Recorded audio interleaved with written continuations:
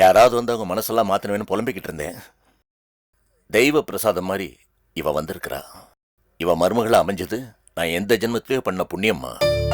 மாமா, இந்த வீட்ல என்ன நடக்குது, எதுக்கு நடக்குதுன்னு எனக்கு எப்பவுமே புரிஞ்சதில்ல. இப்போ புரியல. ஆனா ஒண்ணு மட்டும் கேட்டுக்கிறேன் மாமா, யார் என்ன சொன்னாலும் பாரதியை மட்டும் இந்த வீட்டை விட்டு அனுப்பிடாதீங்க.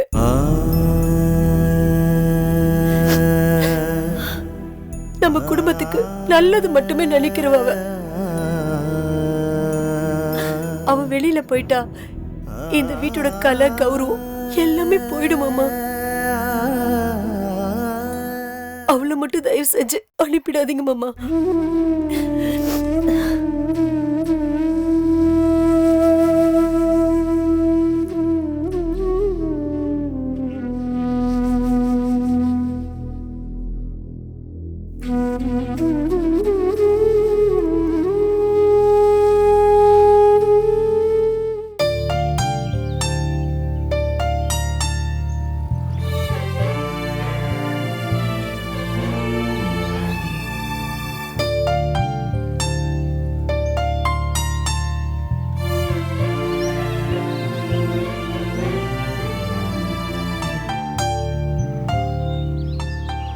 என்னடா பாக்குற?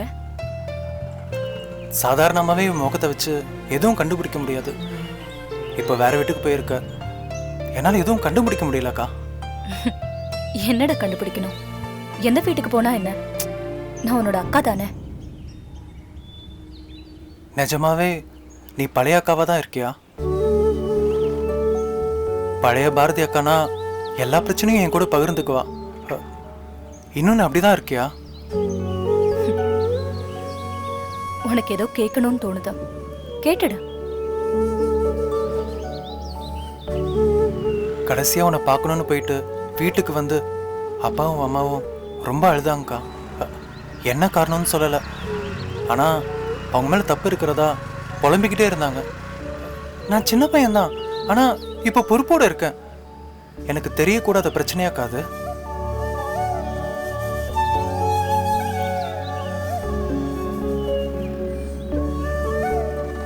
உனக்கு தெரியக்கூடாத பிரச்சனை ஒன்றும் இல்லை, நானா சமாளிக்கக்கூடிய பிரச்சனை தான். இதுல உன்னால சமாளிக்கக்கூடியது எதுவும் இல்லை. நீ வீணா போட்டு குழப்பிக்காத. ஒன்றும் இல்லாத பிரச்சனைக்காகவா அப்பாவும் அம்மாவும் அப்படி கலங்கி போயிருக்காங்க? நான் என்ன பண்ண முடியும் சொல்லு? சந்தோஷ் ஏதோ சொன்னாருன்னு என்கிட்ட வந்து ஆர்கியூ பண்ணாங்க. நானும் கொஞ்சம் கோவமாவே பேசிட்டேன். அவங்க வருத்தத்தோட போயிட்டாங்க. ஆனா அப்படி பேசினதுக்காக நானும் அப்புறம் கஷ்டப்பட்டுக்கிட்டே இருந்தேன். எனக்கு இருக்கிற பிரச்சனைகள் அவங்களுக்கு முழுசா தெரிஞ்சா அவங்க ரொம்ப துடிச்சு போயிடுவாங்க. அது வேண்டான்னு அவங்கள திட்டி அனுப்ப வேண்டியதாயிடுச்சு. இப்ப வரைக்கும் அவங்கள அப்படி பேசினதுக்காக மனசே ஆறல சரவணா. அப்படி என்னதாங்க பிரச்சனை? எல்லா பொண்ணுங்களுக்கும் வர பிரச்சனை தான். எனக்கு கொஞ்சம் சீக்கிரமாவே வந்துருச்சு. ஆனா போக போக இது சரியாயிடும். ஏய், நீ ஏன்டா வருத்தப்படுற? அதான் சரியாயிடும் நான் சொல்றேன்ல. நீ சந்தோஷமா இல்லல்ல? அப்படின்னு யாருடா சொன்னா? எனக்கு நினைவு தெரிஞ்ச நாள்ல இருந்து உன் முகத்தை பார்த்தே வளர்ந்தவன் கண்ணா. நீ சிரிக்கிறியா அழறியான்னு தூரத்துல இருந்தே கண்டுபிடிச்சிருவேன். இவன் சின்ன பையன், இவன்கிட்ட சொல்லி எந்த பிரச்சனையும் இல்லைன்னு தானே என்கிட்ட மறைக்கிற? ஏய் பைத்தியக்காரா, என்னால சமாளிக்க முடியாத பிரச்சனைனா நான் உன்கிட்ட தானே வரப்போறேன். இப்போதைக்கு இதை நானே சமாளிச்சுப்பேன். அதனாலதான் இதை உன்கிட்ட நான் கொண்டு வரல. அப்பா அம்மா தான் புரிஞ்சுக்காம பேசுறாங்கன்னா நீயும் அதே மாதிரி பேசுறியே. சாரிக்கா, உனக்கு எதுவும் என்னால பண்ண முடியலையான்னு ஒரு குற்ற உணர்ச்சி எனக்குள்ள இருந்துட்டே இருக்கு. அதனாலதான்க்கா. சரி,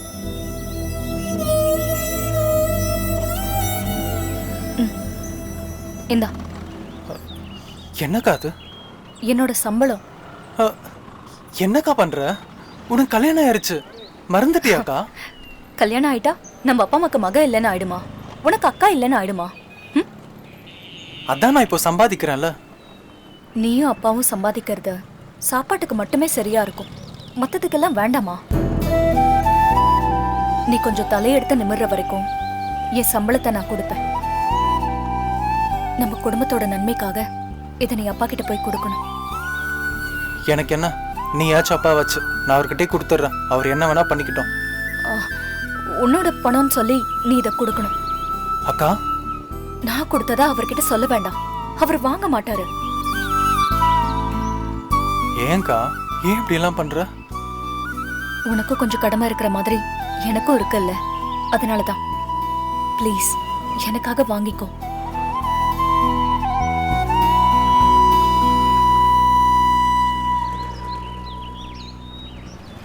சரவணா, என்னடா இது சின்ன புள்ள மாதிரி?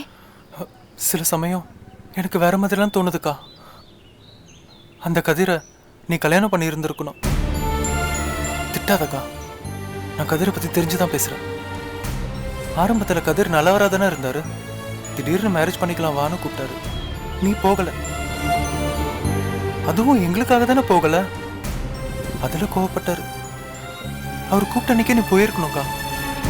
இல்ல சரவணா, உனக்கு முழுசா எதுவும் தெரியாது. வேண்டாக்கா, தெரிய வேண்டாம்.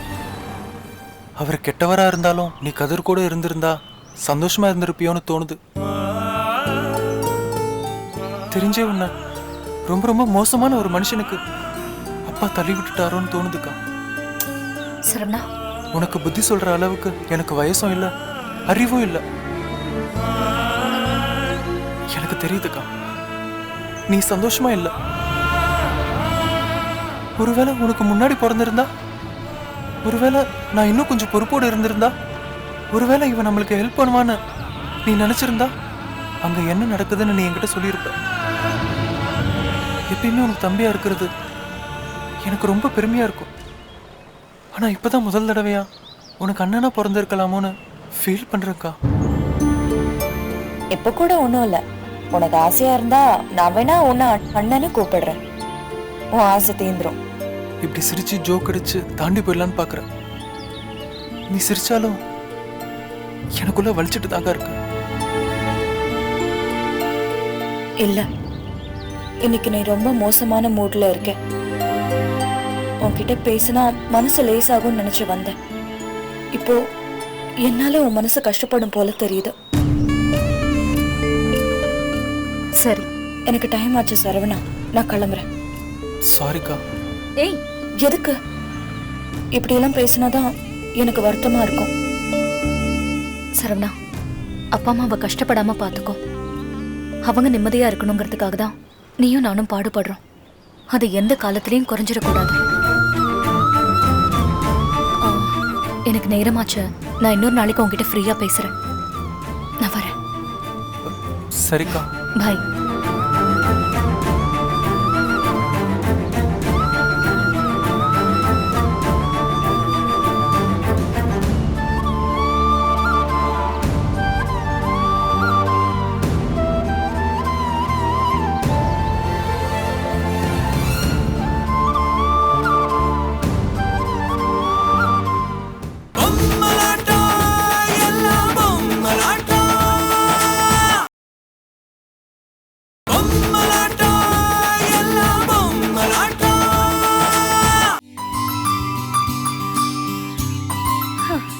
என்னடி, உன் பாய் ஃப்ரெண்ட் எங்கதான் இருக்காரு?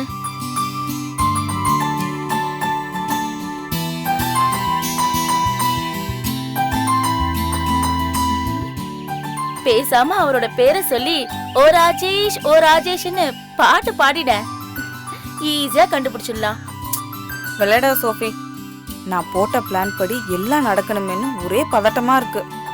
ஆமா ஆமா, உன் மாமியார் ஐஸ் வைக்க போட்ட பிளான் மாதிரி இதுவும் சொதப்பிட போகுது. ராஜேஷ புருஷனை ஏத்துக்கிறதுல எனக்கு எந்த ஆட்சேபனையும் இல்லை. ஆனா அந்த லேடிய மாமியாரை ஏத்துக்கிறது தான் எனக்கு ஒரே யோசனையா இருக்கு. எக்ஸ்கியூஸ் மீ மாலதி, மாமியார்ன்ற உறவு நீ செலக்ட் பண்றது இல்ல. அது ஒரு இலவச இணைப்பு மாதிரி. உன் ஹஸ்பண்ட் கூடவே வர்றது, அதுல உனக்கு சாய்ஸே இல்ல. என்ன பண்றது? ராஜேஷ்க்கு வாழ்க்கைப்பட்ட அந்த மாமியாரை சமாளிச்சுதான் ஆகணும்.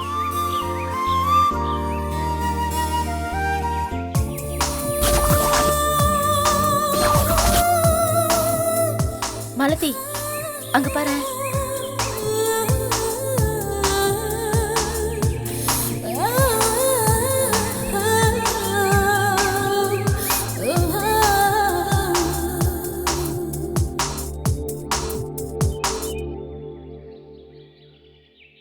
ரொம்ப ஸ்மார்ட்டா இருக்கான்ல, பார்த்தாலே லவ் பண்ணணும் போல தோணுது. தயவு செய்து அவன் தான் ஒரு ராஜேஷ்னு சொல்லிடாத. என்னோட லவ் ஆரம்பத்திலே ஃபெயிலியர் ஆயிட போகுது. I am really sorry Sophie. உன்னோட லவ்வுக்கு அல்பாயுசு தான். அவர் தான் ராஜேஷ். வா போலாம்.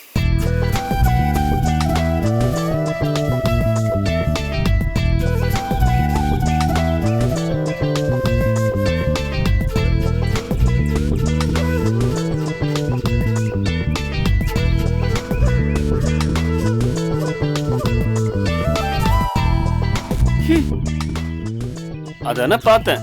பார்க்ல யாரா புக்கு படிக்கிறதுக்கு அப்ஜெக்ஷன் தெரிவிக்கிறான்னு. ஆமா, இவ்வளோ அழகான பொண்ணுங்க வாக் போற நேரத்துல புக் படிச்சுட்டு இருந்தா தப்பு தானே? எங்க யாரு? எங்க யாருமே காணோம். யூ நாட்டி. உங்க விளையாட்டுல என்ன மறந்துடுவீங்க போல இருக்கே. ராஜேஷ், இவ தான் என்னோட டியரஸ்ட் ஃப்ரெண்ட் சோஃபி. சோஃபி, இது ராஜேஷ், என்னோட பிரதர் இல்ல. ஹாய். நீங்க ஸ்மார்ட்னு மாலதி சொல்லிருக்கா, ஆனா நான் எதிர்பார்த்ததை விட ரொம்ப ஸ்மார்ட்டா இருக்கீங்க.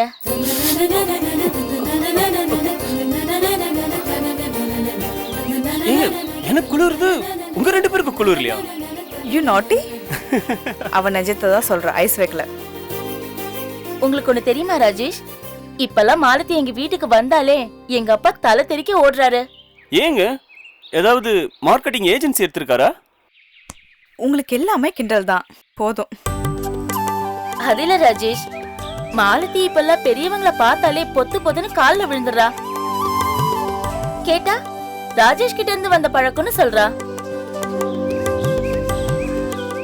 இது நல்ல பழக்கம் தானே. பெரியவங்களோட பிளெஸிங் நமக்கு கிடைச்சா ரொம்ப நல்லது. அதுவும் இல்லாம இது நம்ம கலாச்சாரத்துல இருக்க பழக்கமும் கூட. இதோட அருமை நம்ம ஃபாரின்ல இருந்தா தான் தெரியும். நல்லது யார் சொல்லி கொடுத்தாலும் தப்பில்லையே. You are so sweet Rajesh. Oh excuse me, ஒரு கால் வருது, பேசிட்டு வந்துடுறேன். என்ன மாலதி, ஒர்க் அவுட் ஆகிறதுக்கு முன்னாடியே ரொம்ப உரசுற, தப்பா நினைக்க மாட்டாரா? ஃபாரின்ல இதெல்லாம் சகஜம், தப்பாவே நினைக்க மாட்டார். சரி, அவருக்கு என்ன பிடிக்கும் என்ன பிடிக்காதுன்னு தெரிஞ்சு வச்சிருக்கியா? என்ன பிடிக்காதுன்னு தெரியாது, ஆனா என்ன பிடிக்குன்னு மட்டும் தெரியும். ஐஸ்கிரீம் ராஜேஷ்க்கு ரொம்ப பிடிக்கும். அப்புறம் எதுக்காக வெயிட் பண்ற? ஓடி போய் பார்க் வாசல்ல ஐஸ்கிரீம் வண்டி நிக்குது, அங்க இருந்து வாங்கிட்டு வந்து தர வேண்டியதானே? அவருக்கு ஒரு பிளசன்ட் சர்ப்ரைஸாவும் இருக்கும்ல.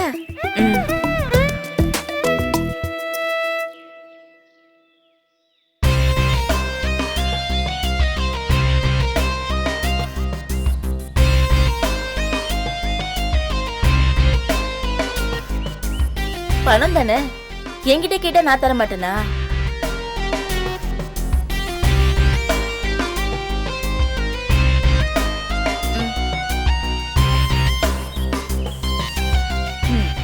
எல்லாத்தையும் கரெக்டா கணக்கு வச்சுக்கோ சோஃபி. கல்யாணம் முடிஞ்சதும் கரெக்டா செட்டில் பண்ணிடுறேன். அதெல்லாம் அப்புறம் பாத்துக்கலாம். ஃபர்ஸ்ட் நீ போய் ஐஸ்கிரீம் வாங்கிட்டு வா. Thank you Sophie.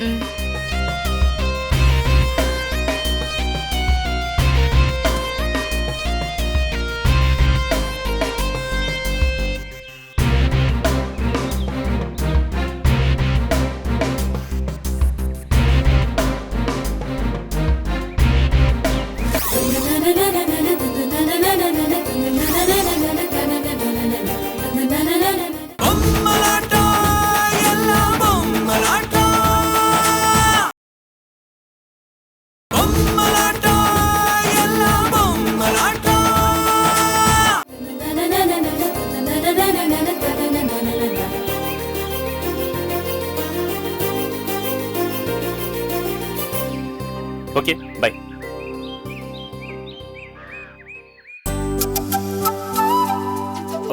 சாரி, யூகேல இருந்து ஒரு கால், அதான் அவாய்ட் பண்ண முடியல. மாலதி எங்க? ஒரு சின்ன வேலையா வெளியே போயிருக்கா. அப்புறம் ராஜேஷ், யூகே எல்லாம் போயிட்டு வந்திருக்கீங்க, இன்னும் இப்படி நல்லவராவே இருக்கீங்க.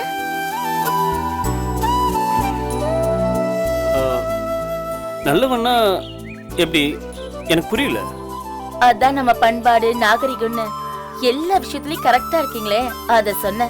அதை ஃபாலோ பண்ணணும்னா நல்லவனா இருக்க வேண்டிய அவசியமே இல்லை. நம்ம நாட்டில் பிறந்தாலே போதும். You are simple and very great. I like you.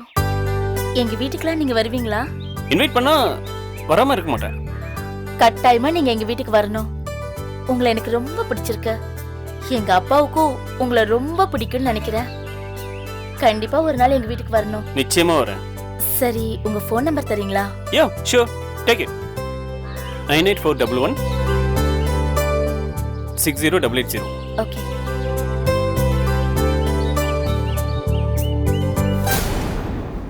நான் ஒரு கால் பண்றேன் உங்க நம்பருக்கு, எடுக்காதீங்க. Yeah okay.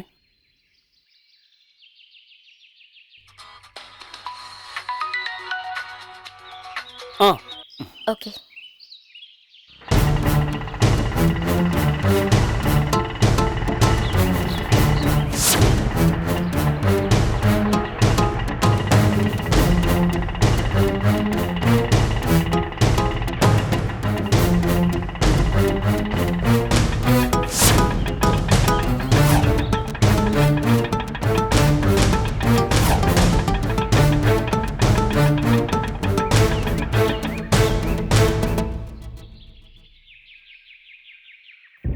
மாலதி, மாலதி.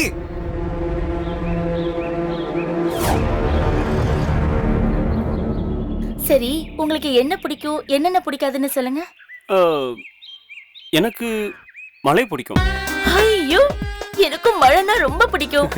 அப்புறம் இந்த மாதிரி பச்சை பசேல்னு மரம் செடி கொடிகள் இருக்க இடத்துல அமைதியா உட்காந்து புக்ஸ் படிக்க ரொம்ப பிடிக்கும். ஐயோ, என் டேஸ்ட் உங்களுக்கு அப்படியே இருக்குங்க. அப்புறம் நல்ல அடர்த்தியான காட்டுக்குள்ள போறது பிடிக்கும். கடலுக்குள்ள நீந்துறது பிடிக்கும். நீங்க சொல்றது எல்லாமே எனக்கு ரொம்ப ரொம்ப பிடிக்கும். எனக்கு பிடிச்சதெல்லாம் உங்களுக்கு பிடிச்சிருக்கு. காமெடி தானே பண்றீங்க. யூ வெரி நாட்டி.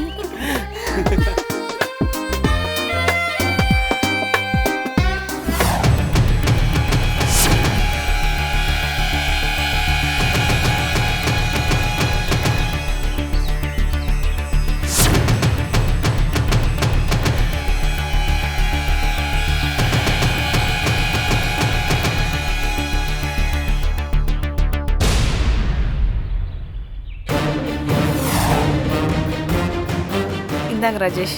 ஹேய், ஐயோ தேங்க் யூ. எனக்கு ஐஸ்கிரீம் பிடிக்கணும். உனக்கு எப்படி தெரியும்? ஐயோ, யூ ஆர் சோ ஸ்வீட்.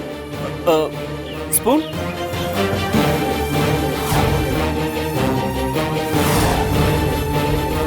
என்ன ஒரே ஒரு ஐஸ்கிரீம் தானா? மாலதி, தேங்க்ஸ் டி. Morning.